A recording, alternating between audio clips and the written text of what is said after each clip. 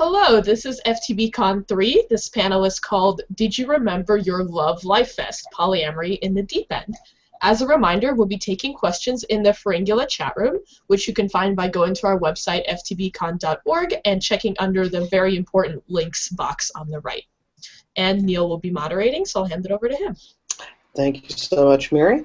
So yes, this is on polyamory in the deep end. So at FtBCon3, there was a session on the basics of polyamory. But for this panel, we're going to assume that you have a basic knowledge of what polyamory is, understanding jealousy, compersion, such like that. And we want to go deeper than that.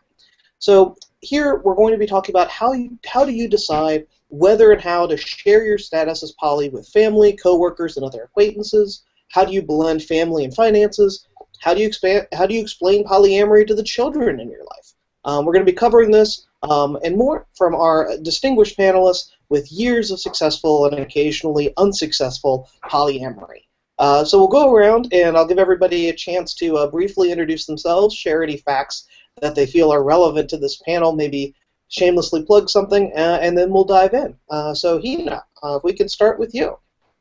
All right, my name is Hina Databoy. I have been doing the poly thing in various degrees, levels of success, and so on since 2008.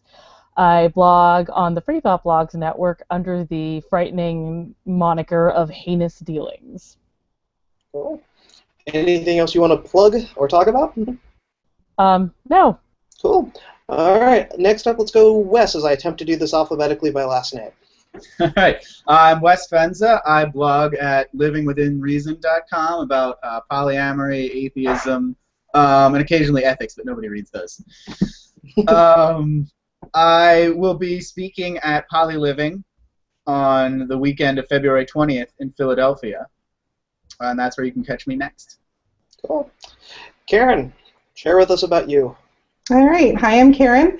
I have been actively poly for 8+ years, and I am the executive director of Poly Columbus in Columbus, Ohio, as well as a co-producer of Beyond the Love, a 3-day poly-focused summit in November, also here in Columbus, Ohio, and I do not blog currently. Okay. Mary, anything about yourself to share? Yeah, my name is Miri. I write the blog Brute Reason on the Free Thought Blogs Network, and it should be said that my blog had the name Reason in the name before Wes's did, which means that I am more Reason than Wes.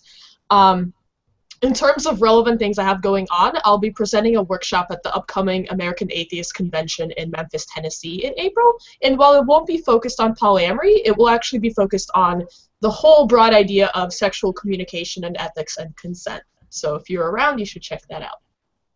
Excellent. Danny, what is it you have to share with us? All right, well, I'm a genre fiction author and social critic at The Writing Engine on WordPress because I'm not famous yet. And I have never been monogamous. I've been poly my entire life. Cool. So I'm Neil Winneman, the moderator. I've been poly for about 1.5 years. My primary poly-related role is as board chair of Poly Columbus, so trying to make that group as best as it can be, given the incredible expertise and experience of the people that are there. Very excited about pushing out the idea of polyamory. I occasionally blog on polyamory, secularism, and other topics at More Sensibly Organized, which is moresensibly.com. So let's go ahead and get started. And the first question I've got on my notes are announcing your poly status to the world or not. There's a lot of folks out there that are poly but just don't talk about it. What goes into the decision about whether or not to say, hey, world, I'm poly, or hey, specific section of the world, I'm poly? For me, first of all, I'm just really bad at keeping secrets. I'm why you went into law. Go ahead, sorry. Well, I'm bad at keeping my own secrets. I don't like it, and I don't like doing it. It's very uncomfortable for me. So I'm generally out to everyone in the world, and I've never really not been. A lot of people, are not in a situation where they can do that, which is awful. And a lot of, I think, what those of us who are out the best way to help with that is just to be out. We increase visibility, we increase societal acceptance, and it empowers other people to allow themselves to come out. Also, some people are in a position where they can come out, but just don't know that. I think a lot of people exaggerate the consequences of coming out or overestimate the dangers of doing so. So I think that's a big obstacle, is figuring out exactly what is going to happen if you come out. I think that's probably the hardest thing to figure out about it. Yeah, and I can jump in, Neil. I probably over the last 8 years have very slowly come out. It's been a process. So started with, I would say, probably the most intimate people in my life, my kids, parents, close friends, family, and then over time, most recently becoming executive director of the board, sort of enabled being completely out because my name's on papers, legal documents, and with doing the summit, it's just become more and more necessary. And it wasn't particularly because I didn't want to be out before, and I didn't hide it. I just didn't necessarily wear the T-shirt. Now I actually kind of wear the T-shirt. So it's been slow and gradual for me, kind of in order of necessity and priority, and now I'm pretty much to the point where it's just out there. I'll jump in. I'm very out about being poly, and I have been almost from the moment that I became poly, which was about 2.5 years ago. The main reason is just that I can be, and sort of like Wes said, I think those of us who are able to, genuinely without, adverse whatever, should, because it helps make it easier for others. Also, I just have this need to be known as who I am, like for people to understand who I am and what I do and why. And being perceived as something I'm not, whether that's straight or monogamous or whatever, is really painful to me. And then the other reason is because I never want to end up in a situation where someone gets interested in me or I get interested in someone and they're not aware that I'm poly. Because I feel like that sets up a situation where one or both of us could make some choices that are not going to be for the best. So I just like for everyone to know that about me up front. If you're not cool with me being poly, don't ask me out, don't get involved with me. I am definitely with you on that, Mary. I don't like people ask me why I use the internet more than, going to bars or whatever to meet people, and I'm like, well, if someone meets me, they just assume I'm monogamous, and then they may like me for that, but they may not like it that I'm poly.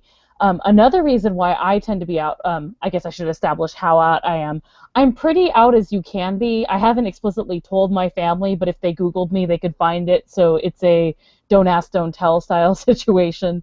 But for me, really, I also don't want my friends or people who know me to feel like they're in an awkward position, because say I wasn't out about poly and someone who knows Danny saw me out with someone who was not Danny, they would think they were privy to a terrible secret, that I was secretly cheating on my partner. And in reality, they wouldn't be. In reality, Danny probably knew about it. So yeah, that's another reason why I like being out, is so I don't have to feel like other people are in on some horrible secret that I have. Has anybody here on the panel had a non-supportive experience from somebody in your life when you said, oh, I'm poly, or, I have multiple partners? What's that been like? Yeah, actually. My first partner's parents didn't like that at all when they found out. Luckily, it didn't last very much longer than that. I've lost a lot of friends over it, which is why despite the fact that I've never been monogamous, I've never identified as monogamous even when I was a teenager, I've always lived kind of a double life. A lot of people outside of my friends group, like my parents and my living grandparents, and a lot of my old friends don't know that I'm pan, don't know that I'm poly, because when you're poor, the kind of people you hang out with are different. They're not as enlightened. And it can get really uncomfortable when you're trying to navigate who can know that you're a sexual deviant and who can't. So are there any particular spheres of your life that you're like, hey, this is why I don't talk about this at work? Or this is, some of my professional contacts know, but some people don't. How do you kind of slice and dice that? Yeah, I don't talk about it at work at all. I had one kind of awkward conversation with my boss about it, because I'm out pretty much everywhere, and so the company knew, the law firm that I work for became aware about it, and I had this awkward conversation with my boss, and then that was a year and a half ago, and I don't think it's come up since, because I don't think it's relevant to the job. So it's not, I'm out at work, but I don't really talk about it. Yeah, I would say it's much the same for me, Wes. I don't walk around work talking about being poly. I don't hide being poly. There are a few selective people who do know I do actively talk about it at work. My boss knows. I recently were going to be featured in a local magazine here in Columbus that is actually available in my office. So February is going to be really interesting for me. I'm an HR professional, and so I'm kind of waiting to see how many of the people that I support show up in my office asking a lot of questions, and I'll be ready to take them on. But yeah, so I'm not, walking around talking about it at work. I have a feeling I soon will be, but it just doesn't come up in everyday conversation. But if it did, I would be truthful about it. So. I do talk about it at work, but only insofar as, if we're all hanging out talking about our partners, it's something that I'll mention. And I won't even necessarily be like, I am poly. I'll say something like, one of my partners, or I don't know, I'm seeing both of my partners this weekend. And without going too in-depth about what my workplace is, it is very, very, very extremely progressive, possibly as much so as you can get. However, with family, I'm kind of exactly like Hina. It's not that I hide it, and if they ask me questions, I answer honestly. But I think at this stage in my life, we've sort of developed an understanding of what we want to know about each other and what we don't want to know. And I've had conversations where, someone in my family's been like, but how can you love two people at once? And, I answer the question, but I'm not going to bring that up as a topic because, honestly, I'm really tired of answering that question. So I might be in the weirdest position of all where I wouldn't have this job if it weren't for being poly. The only reason I met the person who is now my supervisor who got me hired at my job is because we're both poly and we both met off of OkCupid, and we never dated or anything, but we stayed in touch. And I put out a call a couple of years ago going, hey, does anyone have a job to offer? She's like, well, you were an English major. Why don't you come on in? So I have a job because of poly, so it would be really silly of me to hide it when my boss, or my supervisor rather, doesn't hide it at all. So. Cool. So oftentimes with partnerships, there might be a long-term component to that, and you set up, kind of a more or less stable relationship. So blending family, how do you say, okay, here's how we're creating our family where we might be living together, we might be sharing finances. What are the conversations that you have with the relationships that have that component? I can talk to that a little bit. I'm probably somewhere in between blended and not blended. So I've been with my life partner, Dan, for 8+ years. He was actually my very first poly partner and is still hugely pivotal in my life. I do consider him my life partner. We do not live together, but we live about 2 minutes away from each other. With his wife, Dawn, we share a puppy, Ginger the poly puppy, who people local are very aware of. We obviously co-produce an event together. They are my two partners for producing the event. Dan and I go on vacation together. So as far as finances, we do mix our finances from the standpoint of everything, really except living expenses at this point. We all eat together. We will go to entertainment together. And we haven't really sat down and plotted out okay, this is our poly budget, and this is our non-poly budget. But we try to make sure, that I pitch in every third time or whatever so that it does work out equally. We share the expenses for Ginger. And so my family is aware that Danny is my life partner. He comes to holiday gatherings with me. They also know my other partners. But he is the main person that's likely to probably show up to something. They've kind of accepted him in as their family. And he's actually on any legal papers that I have as far as medical documents or, tax documents, all of those things. So we've integrated mostly, just not 100% yet. In my experience with relationships, as far as mixing finances goes, since I don't have kids, but I have had pets. I tend to approach those negotiations pretty similarly every time, with almost like a business approach to it. Like, is this okay for us? Is this right for us? Um, is this the decision we want to make? Is this the path we want to go down? And I approach that with each partner individually. Like, I've never had a joint bank account with my partners outside of the first one. Um, but generally, it's always like heavily negotiated. Is this what we're doing now? Yeah, I live with three of my partners. So we have definitely have blended space together, and that happened gradually.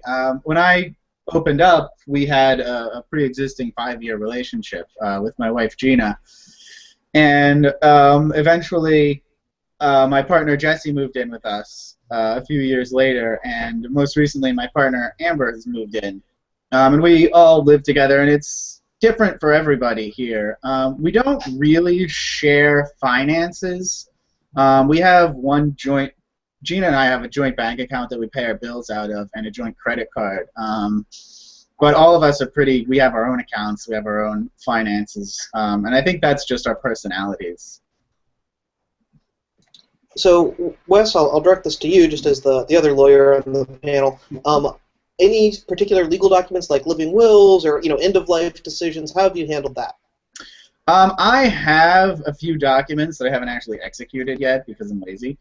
But I actually have drawn up a few. I have a will, a living will, a legal cohabitation agreement that just spells out our intentions, not for any negotiations between us, but just in case we need a legal document at some point.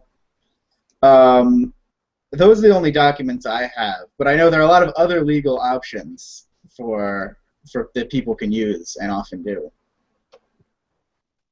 Cool. So something that Hina actually touched on earlier are some of the different ways that we meet people that are poly, and how certain venues might be more, conducive, as far as, okay, let's not meet people in a bar because that might have an assumption of monogamy. How do you go about meeting other poly people, particularly with an eye towards let's create partnerships or consider partnerships? Okay, Cupid. 100%. Gee, Wes, you might want to write a talk on that. Right? This seems like something someone should do. Oh, sorry, go ahead. I was going to say I'm actually really bad at this. I'm like the monks from the Hitchhiker's Guide to the Galaxy. I stand in nice meadows and I smile, and I wait for people to approach me. I don't really look for partners per se, because I don't prioritize that very highly in my life right now. So the partners I do have, I've either had for a pretty long time, or they evolved very sort of organically from friendships, or they're people who sort of like 100% initiated it. However, I think the reason why that has happened for me that way is because I'm surrounded by a lot of poly people, and that's mostly just the combination of the queer community and the skeptic atheist community. So both of those have a lot of poly people in general, but I find that when you combine the two, you especially find a lot of poly people. So most of my friends are poly, and I did not meet them through any sort of like polyamorous meetup or OkCupid or anything like that. Yeah, for me, it's mostly been OkCupid, but yeah, definitely the atheist movement. If you are a woman or perceived to be a woman and say you're poly, all these dudes will come out of hiding and be like, I'm poly too, but I'm not out. And you're like, well, how do I verify? Yeah, in terms of female partners, OkCupid has been good for me. Also, yeah, a lot of queer spaces are good for that. Not all queer people are poly, but there's definitely more, I think, of an openness to it, oftentimes with people who are not straight. And that goes for kink communities too. Yeah, and I was going to say I'm very similar to Miri. Actually, all of my partners currently I knew for at least a year before we started dating, per se. I have dated some people off of OkCupid, typically not beyond once or twice. But I was going to say a community. of support. Sorry, Wes. I should attend your talks probably a little more often. But as far as community, we're very fortunate to have a large poly community in Columbus. Not everyone has that fortune, especially they're from smaller towns or more rural areas and maybe don't have a large support group. So I would say there are also online groups. Our group was on Yahoo for a long time. We've kind of transitioned off of Yahoo, but we had a lot of people that weren't actually located in Columbus that joined the list to meet other people. Meetup has been another great resource for us as far as people finding the group through Meetup. And then FetLife has quite a few poly groups on it as well. And I actually do have a guide if you're looking for advice on OkCupid on my Me personally, I'm a little full up right now. Wes, are you still there? You froze up on my screen. Yeah. Oh, well, we will carry on. Hopefully you'll be able to rejoin us. So, new relationship energy, this wonderful feeling at the beginning of a relationship, is that something that, as an experienced poly professional, that you feel it should be managed, it can be managed? How do you ride that wave? I distrust my emotions generally, so yes. No, to be serious, new relationship energy or any kind of excitement, like I just started a thing. Like when you start a project, same thing. When you start a new game, same thing. You start a new book, whatever. Whenever you get into anything, you should be careful about your excitement for it because you, A, don't want to be consumed by your excitement or consumed by the thing. Oh, wait, are we... Oh, okay. You don't want to go in overboard. You don't want to get obsessed with it ahead of time because you can ruin the moment for yourself if you're not careful with both your excitement and your willingness to commit to it. Yeah, I would agree. I think it is a real thing. To me, it's less about managing the NRE, and it's more about managing my communication with myself and with my partners. So how do we still enjoy it, still write it, and much like Daniel said, you can have NRE with just about anything. I joke that I still have NRE with my new car that I've had for 3 or 4 months because I'm still very enamored with it. And so therefore I talk about my new car a lot, and I like to drive my new car a lot, and it's really very similar. So to me, I think it is more in how we enable our partners to not feel as overwhelmed with the emotions as well, and to balance it. So remembering to just keep that all in mind as we're still enjoying the NRE, because it's a really fun, exciting thing, whether it's with a person or a car or a new project or anything else. We talked about this a little bit in a panel we did earlier today called Reasonable Relationships that Wes and I were both in. It was really great. I'm plugging it now. And I included the caveat that I don't seem to experience NRE quite the way that most people seem to, at least based on like the sort of discourse in a poly community. But from what I do experience, my sort of bit of advice on that is to check in with your pre-existing partner, parenthesis S, about sort of dumping all this positive energy on them, because even people who experience a lot of compersion might have trouble with just like the intensity of that and then what it means for your feelings about them now. So when I went through this a few months ago, I sort of checked in with my partner that I was talking to and asked like how it felt for me to like tell them all of this, and you know if there's anything I could do to make it a little less weird. And I think just the act of checking in showed them that I do like still care, am still committed to that relationship even though I'm dealing with all these fluttery feelings. So that helped a lot. I find that NRE is strongest in relationships where you didn't know the person a whole lot before you started dating them, because there is sort of a thrill of discovery, I think, that often correlates with NRE, where you are sort of excited to find out all these things about someone, and it's an exciting new thing. But if I've known the person a while and then I start dating them, I notice that the NRE is a little different. So that might also be a factor for some of us here. To build off of what Miri said, I think it's also important to sometimes check in with the partner you're experiencing NRE with regarding how you're expressing it, because Ina can tell you I'm very affectionate, I would say.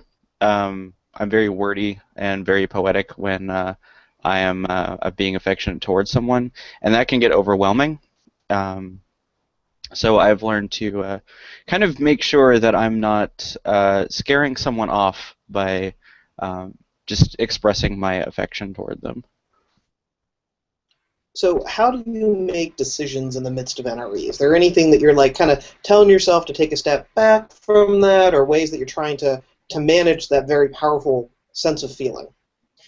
I try to postpone decisions that have like serious or long-term implications, and that's not just towards the like person that I'm having the NRE with, but in terms of just my relationships and love life in general. Like I tell myself, okay, like you're not thinking very rationally right now, so let's wait a few weeks or a few months and see if I still have the urge to do whatever it is.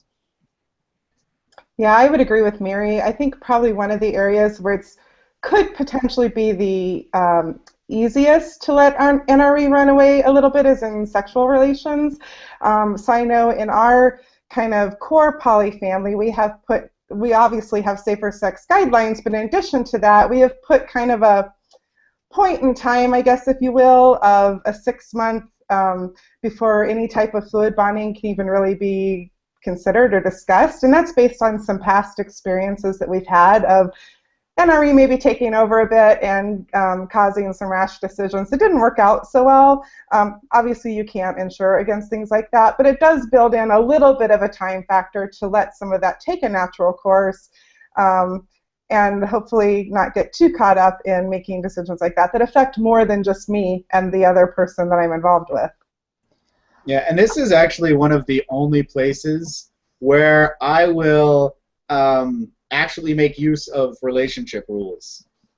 I think the process of making a rule sort of affects your psychology such that you are much more likely to act in accordance with it.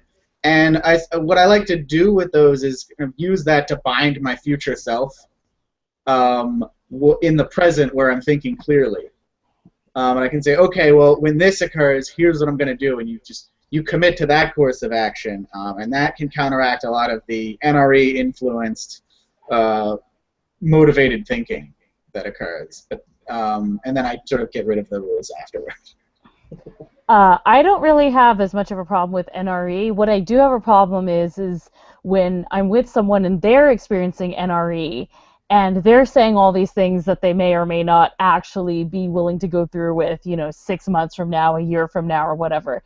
I have to remind myself that other people tend to get really swept up with NRE and say things that maybe they don't mean. And so I just have to sort of take a step back and say, okay, maybe they're just saying this because they're all besmitten right now. And, a few months from now, they're going to be singing a different tune. So that's one thing I have to remember, is to be charitable to other people who are experiencing NRE, because that can be an issue. I actually do something similar. I never really say anything I don't mean, but just when I'm in NRE, the level of attention that I give to somebody is just way more than when I'm not in NRE, or when after that fades for a while. And I think I've had partners that get really used to that level, and then after it fades, we have a lot of issues because it's just not quite that intense anymore. I am the same way, especially as regards any sort of like sexting or that type of communication. So basically all of my relationships are long distance, and they often start off already long distance. And sometimes at the beginning there's a lot of like energy like that, and I want to like send them all these sexy things, but then after a while I lose interest in that. Like, I'm still very physically affectionate when we see each other, but I don't necessarily want to like make up. I mean, what are you doing when you're sexting? You're basically writing erotica on your phone, and that does take a lot out of me in terms of just my energy, and like it's something that I only tend to want to do when I'm in that first initial thrill. So yeah, it can be hard to tell people like, yeah, this is something I do when I first getting to know you. After this, I might withdraw and put more of my energy somewhere else. So that sounds like a great transition into long-distance relationships. What are kind of the benefits and perks of that, of having a long-distance relationship structure? I'm going to jump in because, as I said, all my relationships are long-distance, and they have been that way for, I think, about 5.5 years. I prefer it that way because I like having my own space, having my own social life, having my own time. I don't like telling anyone when I'm going to be home. I don't like asking anyone to pick up the groceries. I don't like combining our finances. I don't like any of that. And even though not doing that is possible when someone lives in the same city, I found that dating people locally puts a lot of pressure on me to be a lot more available than I'm able to be. And it also takes away, when I've dated people locally, I found myself spending less time writing, less time exploring the city, less time with my other friends. Not nearly as severely as some people do, where they jump entirely into it, but still not really something that I liked. So for me, polyamory and long-distance relationships works very well together because it means that, I have other people to talk to all the time. It's not just like missing this one person and focused in on this one person. Yeah, and I also have a long distance partner. We've been together, it'll be 6 months this spring. So we've been, now by long distance, about 3.5 hours. So it's still not, we can't easily see each other every day, but we can certainly see each other once a month, try to see some things in between. Advantages, I think that in many ways it probably feels more like a 3-year relationship as far as, some things do stay newer and fresher when you're only seeing each other every now and then. You tend to not get too caught up in, being grumpy or doing those types of things because your time is precious and limited. Really, we should treat all of our relationships like that, but it probably naturally happens a little bit more with long distance. Disadvantage, we can't just run and grab a cup of coffee if you really need to see your partner.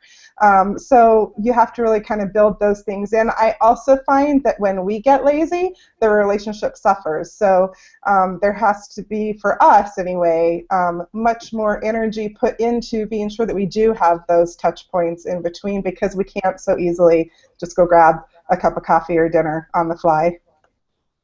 My last relationship before I met Hina was a long-distance relationship. So long-distance that we only saw each other once in our nearly 5-year relationship, I think, because she lived in Australia, and I don't.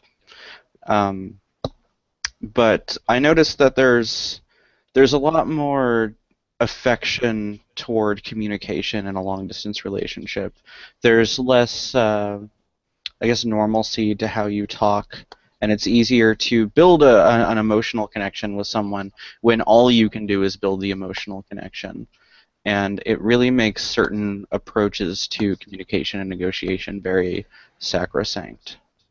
It's also easier to focus just on each other rather than problems in life and stuff, since all of that can be handled at home. Like, when I wasn't talking to Hannah, I could deal with everything else.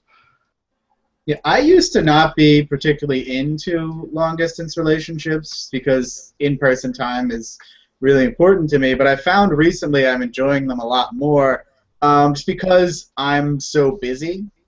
And with long-distance partners, it's easier to have a relationship where you don't commit a lot of time to each other, but the time you do commit is really special. And I found that it's harder to do that with people who are more available. But when you have a long-distance relationship, it's easy to say, okay, you're going to be in town this weekend, or we're going to see each other for this time, and then we're not going to see each other for quite a while. And that is something that I've really started to appreciate. So most of us, we don't just identify as somebody who's poly. We have multiple aspects to our identity, and poly often intersects with those. So how does poly intersect with your other identities? Well, for me, I'm an ex-Muslim, which means that poly sort of almost, I've been thinking about it since I was very young, because in Islam, men can have up to 4 wives, and I never had a problem with the idea of marrying someone and him marrying someone else and all of us being a family together, which actually made me very unusual in my Muslim family. Most Muslim women are not on board with polygamy. I thought it was cool. I am queer, and being poly makes it a lot easier in some ways. There's a lot more flexibility to explore your identity. Being kinky also, if I don't have a certain dynamic or vibe with someone for a certain kinky activity I'm interested in, I can go play with somebody else.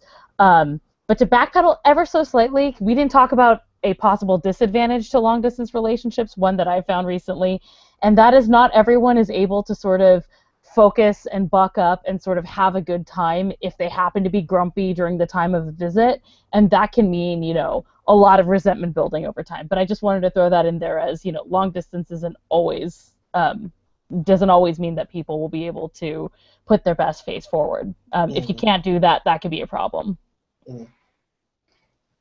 Part of my poly experience and how it interacts with my identities, people mention kink and queerness and stuff, as well as Hina.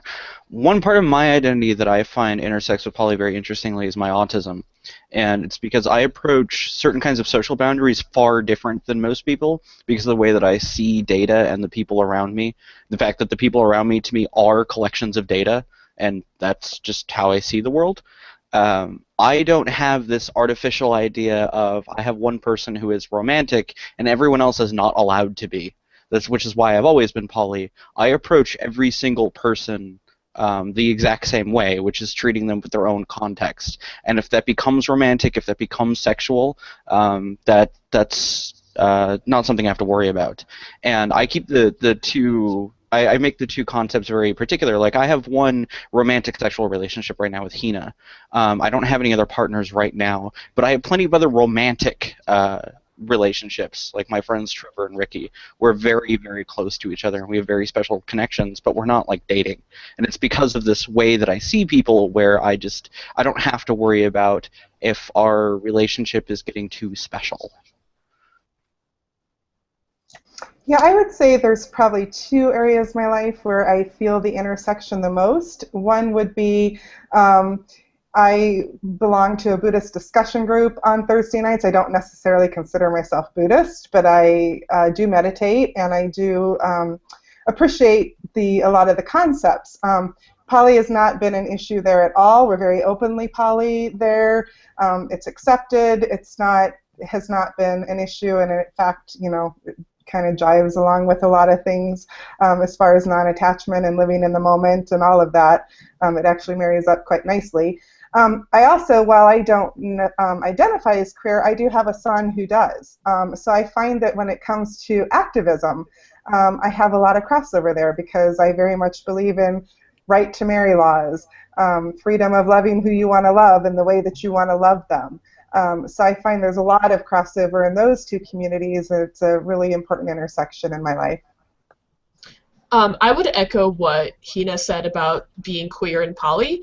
And also, I think just being female for me, like, being a poly woman, I think, is different because it allows me to account for some of the ways in which sexism sort of operates in my life. So when I've been in monogamous relationships with men, it was so easy for me to fall into this role of, like, depending on them, depending on this one particular person. And if he leaves me, then I don't know what I will do. And then other people then viewed us as this, this typical couple, man and woman, happily ever after. And I find that being poly allows me not just more, like, freedom to have sex with who I want or whatever, which is less important, but the freedom to not depend on one person and not fall into that script and not be like, okay, I need a man. Like, men, no men, I don't really care. Yeah, poly is one way that I get that I'm able to challenge the toxic masculinity in our culture. The idea that I'm dating women who can sleep with other men is sort of, men aren't supposed to allow that.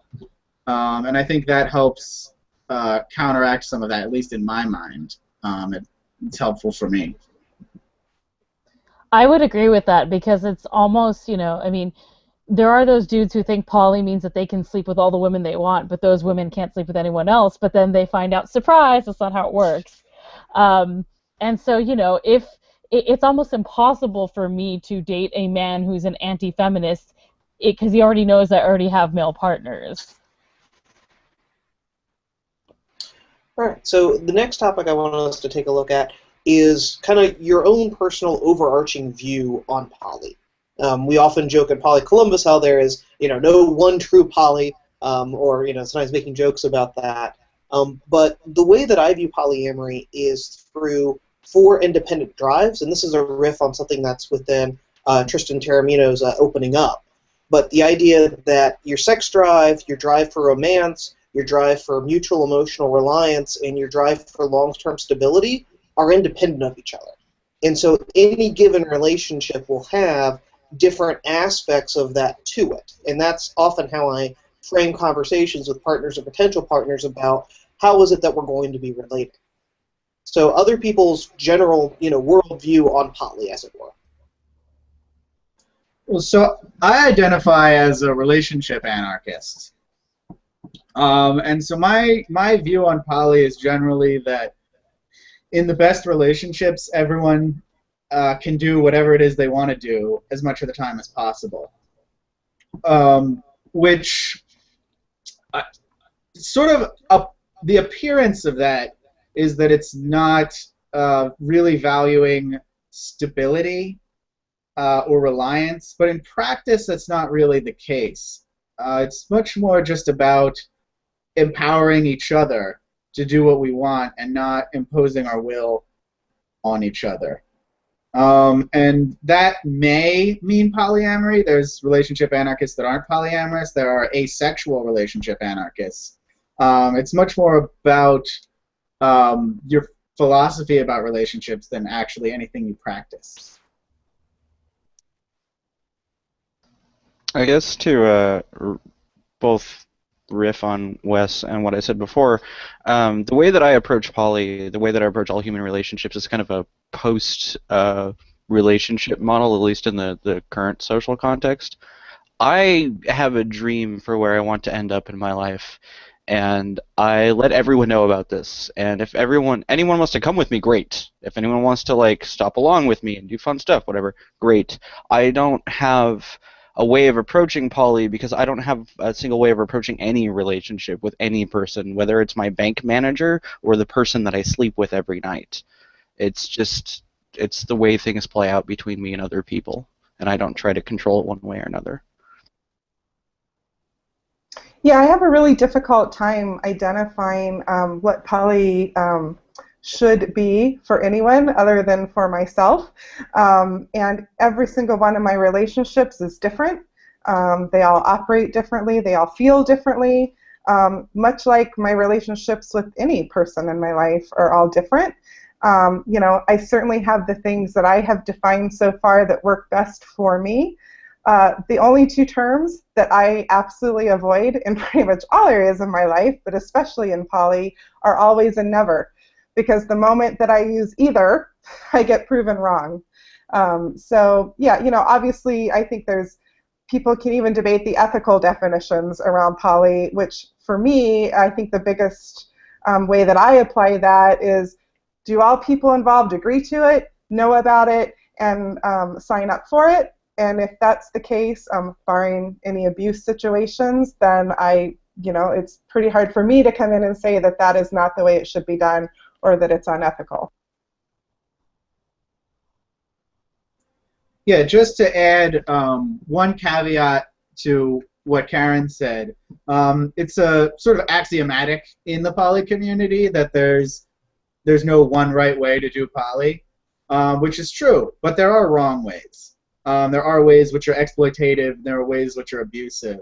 And sometimes I think we can get too wrapped up in our radical acceptance of other people's styles to really police our own communities and to point out problematic structures.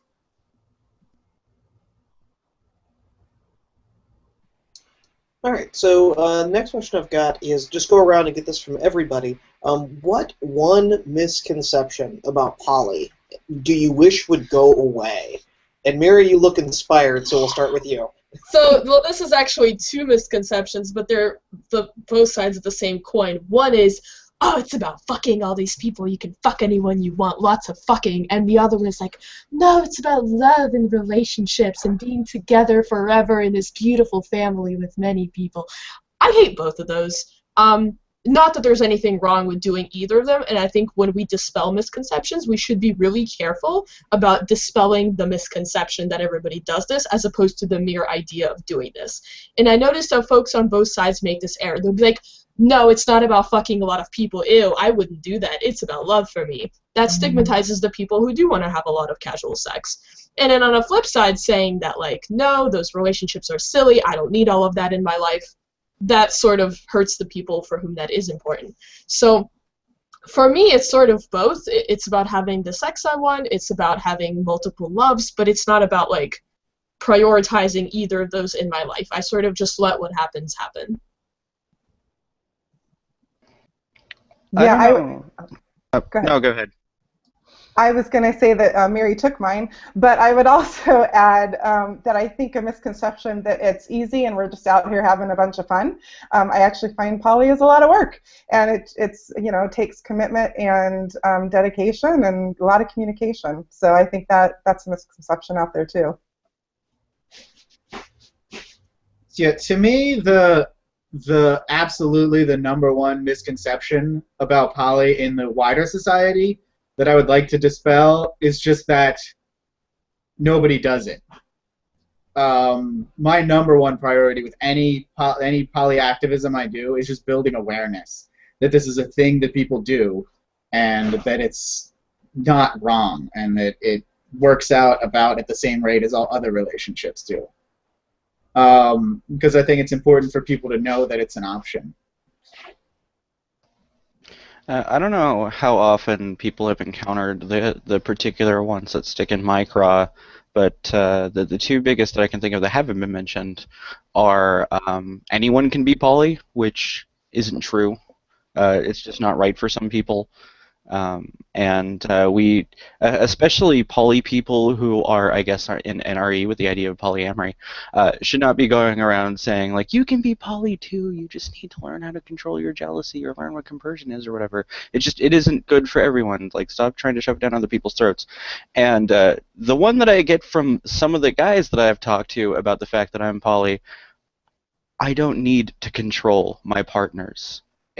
Me being poly, my partners being poly, has nothing to do with my inability to control the women or the perceived as women people that I date. And I don't know how often people have heard that one, but I've heard it a lot, and it's frankly disgusting. I just want to add one actually real quick. The idea that poly people don't experience jealousy and that's why we're able to be poly. Sorry if I just took anyone's. But I really hate that because I bet there's a lot of people sitting, and I used to be one of those people, who are like, well, I guess I can never do poly because I get jealous and I don't know how to stop being jealous. And now I do think that there are ways to, like, learn not to, but not everyone necessarily wants to do that or is able to do that, and more importantly, it's not necessary. You can learn to sort of manage negative emotions just like we do in any other situation in life. Yeah, one of the reasons we became poly was because we were experiencing too much jealousy, and we didn't like it, and we felt this was a way to help us move past it. I would say that the myth that I've been encountering this a lot more lately has been that poly is accepted. In a lot of, like, liberal spaces, people will say, oh, why do you need to talk about poly? Shut up. We're tired of hearing about your love life. You know, it's accepted. No one cares. Just shut up about it. And that's completely false. It's because they're within a certain bubble of acceptance and they may not understand outside of it. But yeah, I see this coming up a lot. You know, there are websites where, you know, that are not poly websites that occasionally run stories about poly, and the comment sections, which I'm not saying are general comment sections, I mean good comment sections that are normally okay, are full of people saying, oh, we're tired of hearing about poly, shut up, no one cares. And that's completely false. You know, if you live in a nice area where nobody cares that you're poly, like, great for you. But that's not true. And related to that is the myth that if you go to a more progressive area, you'll be more accepted as poly. I live in Southern California. There are poly groups around here, and yet I still, when I say I'm poly, have people saying, oh, so you just don't know how to commit. So just because you live in a nice liberal area, left coast, doesn't mean that you're going to be accepted for being poly either.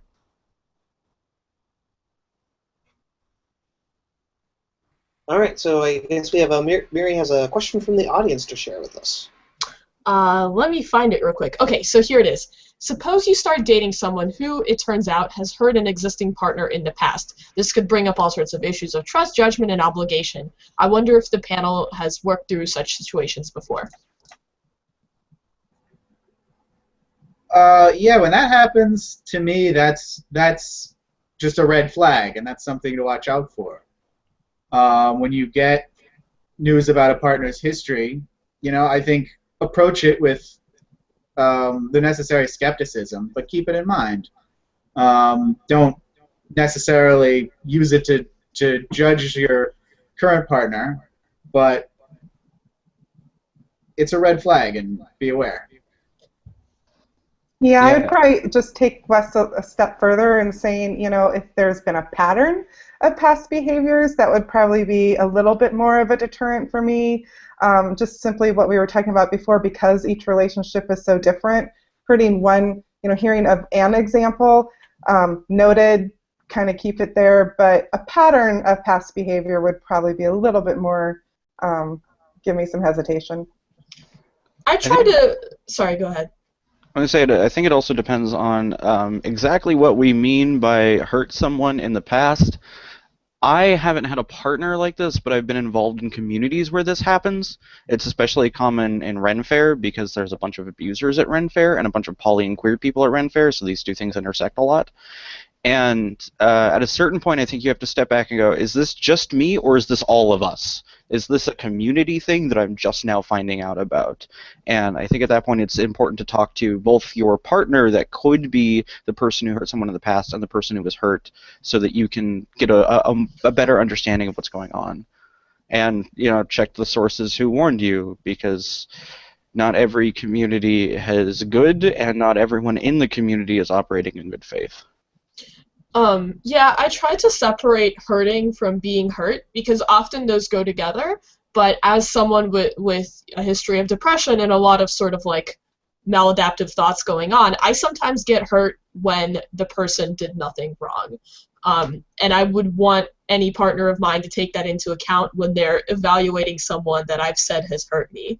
And I would try to be honest about that as well. But then there's also the issue of intention. Like someone who hurt someone because they fucked up and they meant well, that to me, sometimes intention actually is fucking magic, to me anyway. That to me is different than being like a careless asshole. Of course, I take that as a bit of data because it means maybe they would make such a mistake again. But, like we were saying about patterns, if there isn't a pattern of such behavior, then just something to file away in my brain and keep there. Yeah, and I think one of the keys also is to focus on the facts of what happened.